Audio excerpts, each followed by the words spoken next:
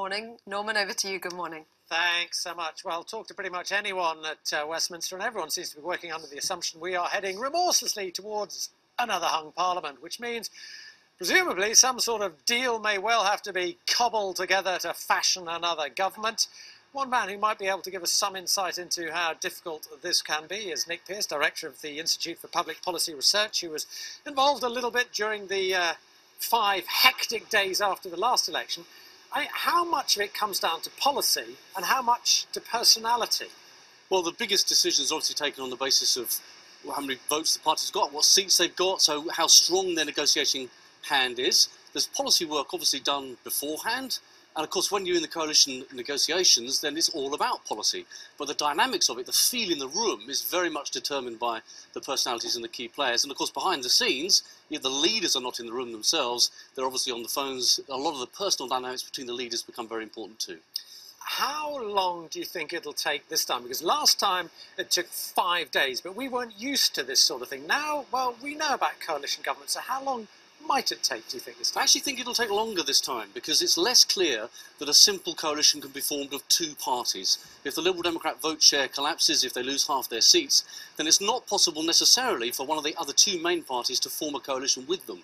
So we may be in a situation of having to negotiate with other parties at the same time. You've got simultaneous negotiations going on, and we may also find that we have a minority government which has what's known as confidence and supply arrangements, so agreements that are short of coalition government. They don't go into government together, but they nonetheless have agreements. And we know that the Conservatives are now saying their MPs should have a vote to ratify any coalition deal. What is the situation with the other parties? Well, the Liberal Democrats also have a decision-making process that takes place in their federal committee. Labour has a Clause 5 meeting, which is a sort of meeting of its sort of bigwigs and constituencies and trade union representations.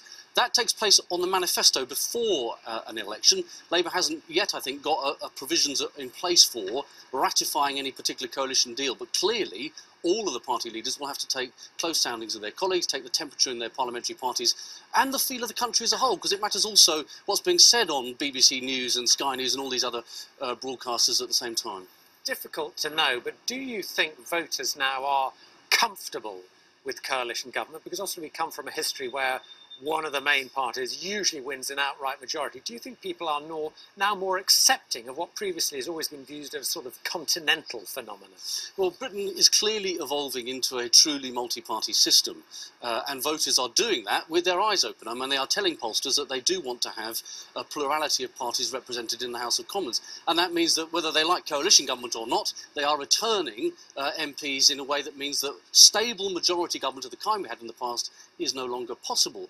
So some kind of outcome involving minority governments or coalition governments is inevitable, and we will have to get used to that as we go forward. It already happens, of course, in Wales and Scotland as well as the rest of Europe. Well, I was just going to ask you about that. Is this now a sort of breach in the traditional mould of British politics, or is it just a sort of temporary fillip, do you think? Have we actually seen a fundamental change where we have moved into sort of coalition mode? Well, in the 1951 election, 97% of voters voted for either Labour or the Conservative Party. That went down to 65% at the last election, and now you've got the rise of significant other parties, the SNP in Scotland, UKIP and the Greens, and that means that, going back to the old 2-party world is just not going to happen. It's not possible at this election, and it won't be at future elections either. We've changed. Okay, Nick Pearce, thanks so much for your time. Let me just tell you, I think most of us here at Westminster are bracing ourselves, actually, not just for the election in 100 days' time, but for the aftermath. Because, as I say, all the signs are we could be heading towards a hung parliament. Let me just tell